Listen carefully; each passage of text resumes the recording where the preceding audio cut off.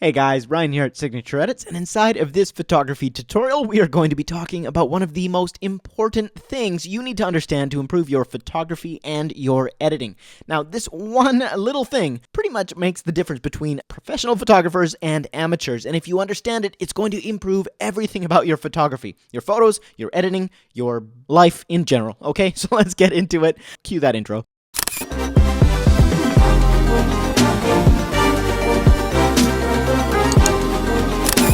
All right. So let's get into it. As I said today, we are talking about probably the most important component in photography. You work on this, you improve this, it's going to affect everything about your photos, both when you take them and when you edit them.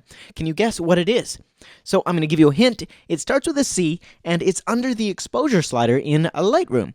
Yes, we're talking about contrast today, and everything that contrast means. It's not just this slider, it does a whole lot more than that, and really, everything about your images is made up of contrast, and whether your images are good or bad is a result of what kind of contrast you're using. So we're going to talk about contrast, what it means, what it is, different types of contrast, and how you can use it to improve your photography and your editing. Okay, so with that out of the way, what exactly do I mean when I say contrast? Well, in Lightroom, you might think contrast is just when you make the brights brighter and the darks darker, and you wouldn't be wrong when you grab this slider. The same goes if you're using Luminar or Photoshop. When you increase contrast, you're basically making the brights brighter, the darks darker, and the difference between those two, that's the contrast. The amount of difference, the juxtaposition between white and black, between light and dark, is how much contrast there is going on. But that's really only one component of contrast. That's basically the contrast of brightness. Now, I think one of the key things that most amateur photographers miss out on and that professionals really kind of hone into is that there are more types of contrast than just the contrast between lights and darks in your imagery, both in your edits and in your actual shot. So let's head over to an example photo and show you what I mean. We're going to go over to the HSL panel here, which stands for hue, saturation, and luminance. Now, we just talked about the luminance contrast, basically the contrast between the lights and the darks. So for example, if we have this dress here, this dress is white or bright, and this green grass is darker. Now we can increase the contrast in this image and make our subject pop out of our background by simply taking the greens and lowering them. And likewise, we could take our blues and we could make them brighter. Just watching her dress, here's the contrast before and after. You can see how she just pops out of the image when we actually make that one simple change of luminance contrast. Now the same thing goes for our saturation.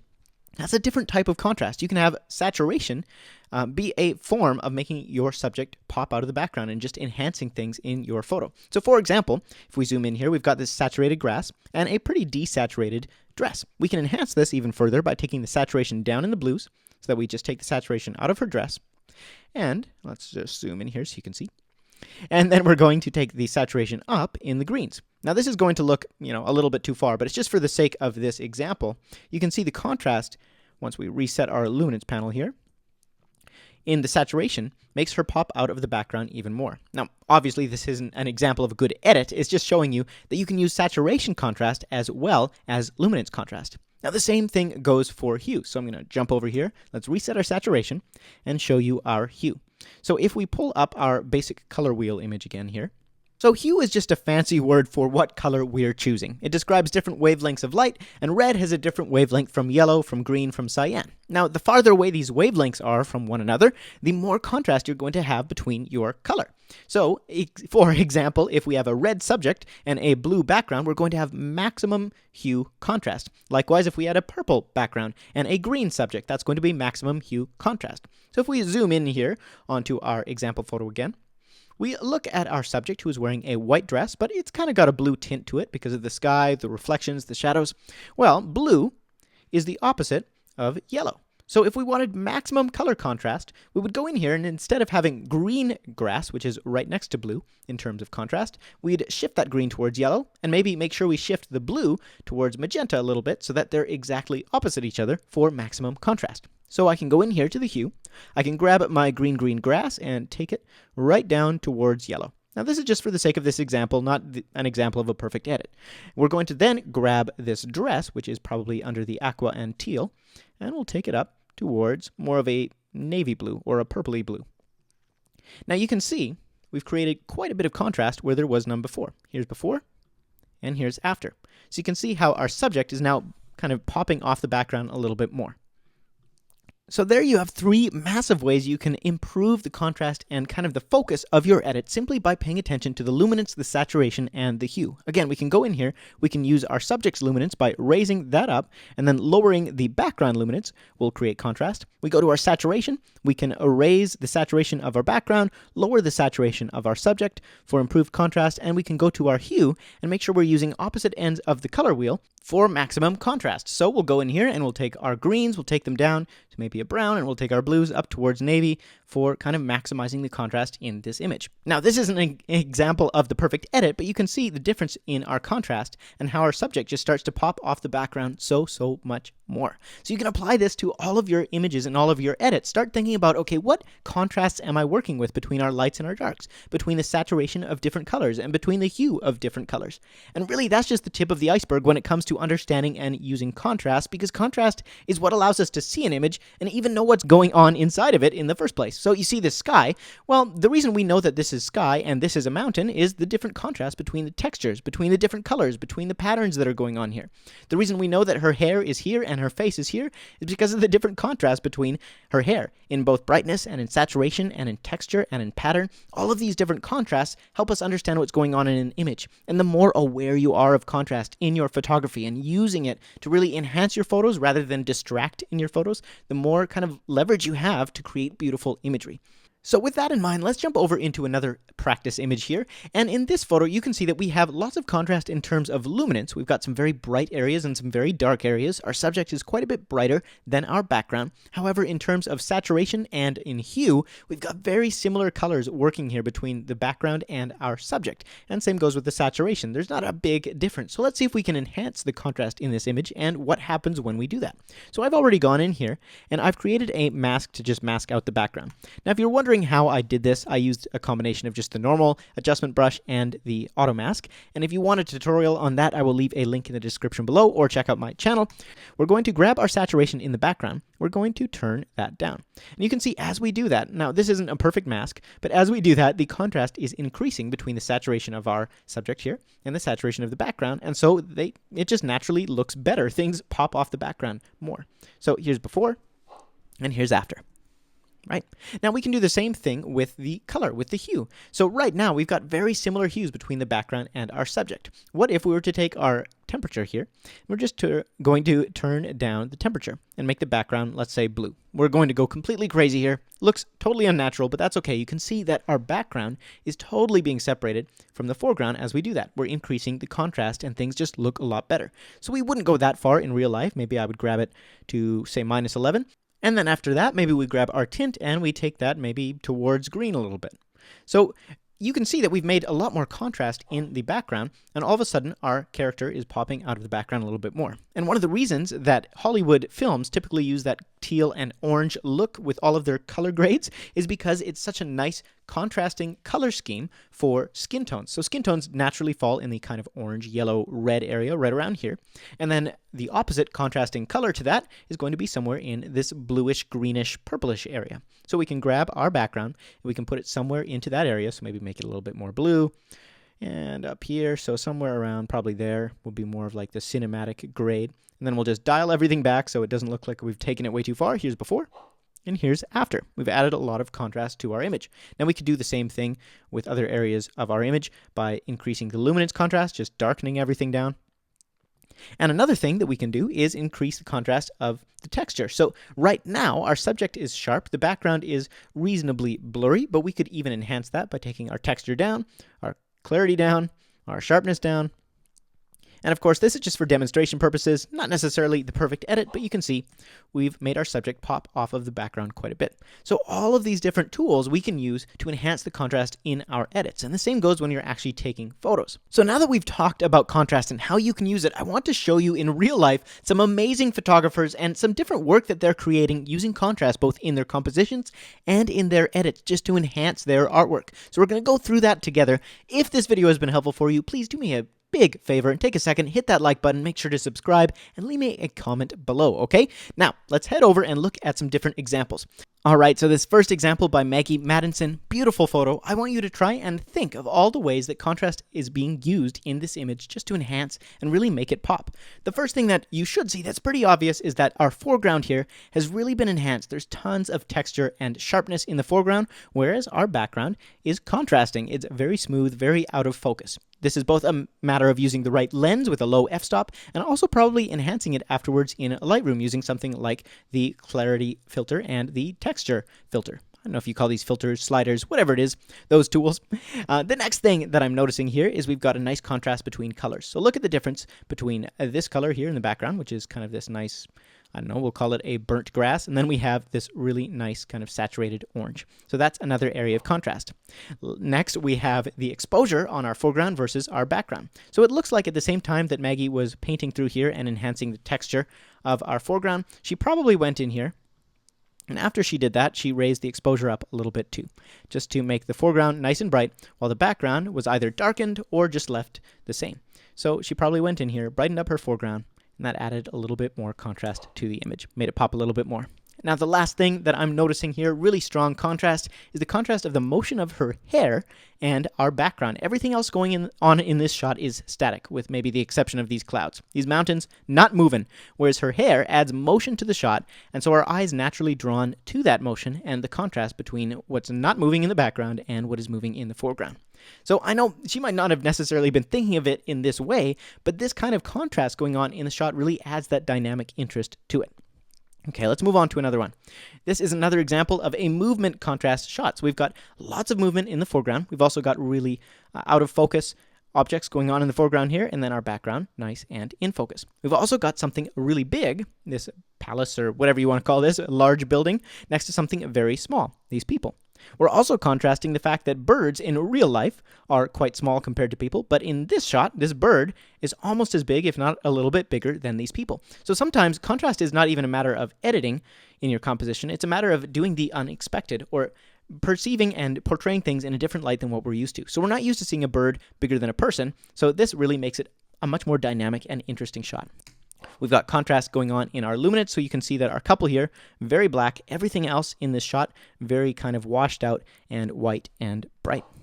Okay, so thanks, Lynn, for that. That was beautiful. Next, we have Jan Rabara, I think. And this shot is both hilarious, and there's a lot of contrast going on that I want you to think about. So what we normally have here is people sitting in a car, pretty standard situation, but because of their expressions and the motion going on in their bodies, that's adding a whole lot of contrast to the shot, because what we expect to see, which is people just normally driving in a car, is not what we're actually seeing. And so I want you to think of photography in your framing and your compositions. It's all about contrast, but not just in terms of light, not just in terms of color, but also in terms of energy and in terms of what people expect to see. If you give people the unexpected, you add that level of contrast to your shot. And that's what's going on here. Really, really cool. We've also got motion going on here. We've got motion contrast, but then we're kind of static in terms of they're sitting in the car not moving, but they're also moving because they're clearly reacting with their facial expressions. And then we've got a really nice sharp area, and everything else has been softened and made to look like it's giving it this motion blur effect. I don't know if they were actually moving or not. My guess is they were just sitting in here with a nice wide angle lens. They did this shot, and then afterwards most of this was added in post by the photographer. Okay, let's head over to our next one.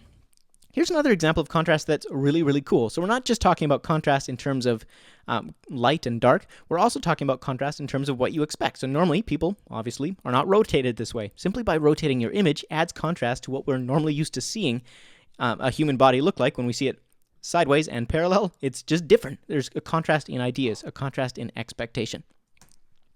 Okay, this here, an example of something small next to something big. So we've got contrast going on in that way. We've also got contrast between our foreground and our background. Our background is obviously very, very blurry here, and our foreground is very, very sharp.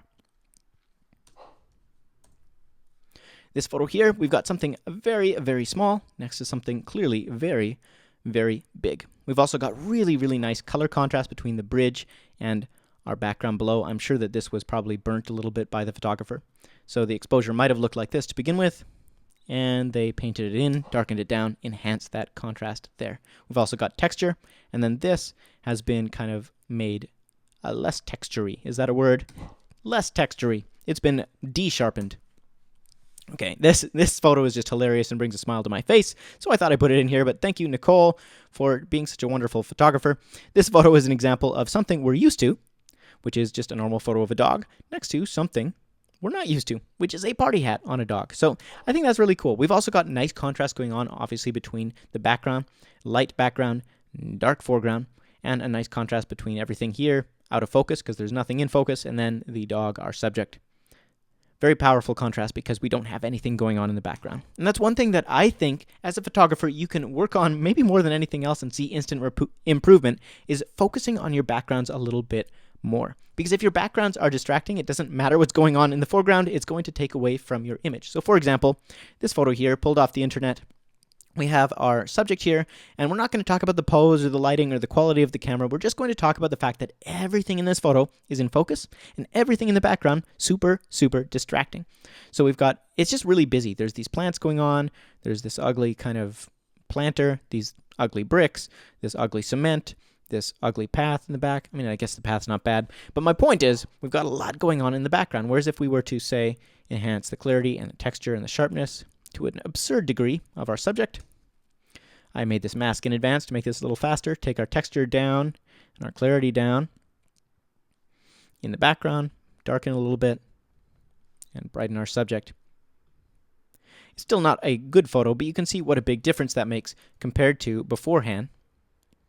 So using a faster lens or enhancing that inside of Lightroom is really going to make a big difference to your images, and also just being aware. If the photographer, instead of taking this particular shot, had moved our subject, well, let's say, I can't really see very well, but let's say we got her under this area, right under this tree, and we were shooting in this direction. So now we don't have anything right behind our subject. We have quite a lot of distance before these trees.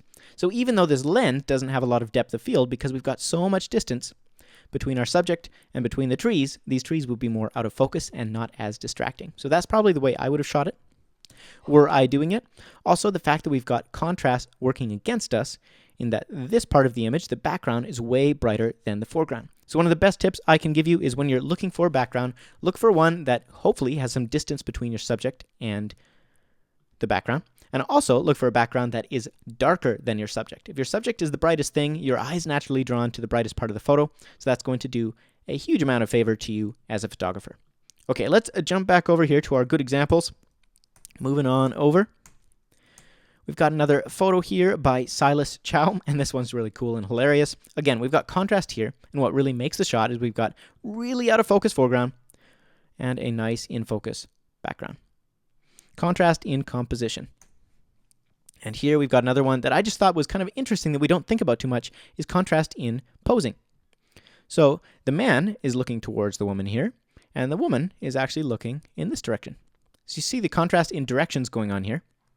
Same goes with these kids. One's looking this way, one's looking this way. And if we look at different poses, let's go back over here. Most of the time, you'll find poses that seem to work and flow. Our couple is looking in different directions. Not right at each other, but slightly off to the side of one another. Seems to make for the best kind of poses. So this one, again, this butterfly probably is more like this, and the girl is looking like this. This isn't hard and set, it's just an example of how eye lines and posing, you can use those to create contrast as well. Okay, jumping back over here, we've got an example of contrast in motion. So we've got our subjects, which are not moving at all. This cool photo by Meg Bethard. And then we've got our background, which is full-on motion blur. This is a really cool way to use contrast in your image, create motion, or use motion to set your image apart.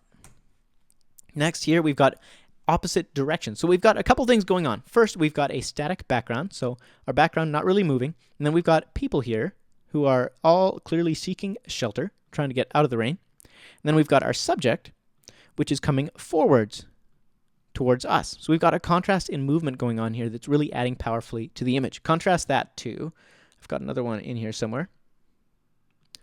Hello. This photo, where pretty much everyone in this image is walking away from the camera. And although obviously other things in this photo are not as good either, the contrast just isn't there. If our subjects were coming towards us and everyone going away, it's much, much stronger. Hopping back over here.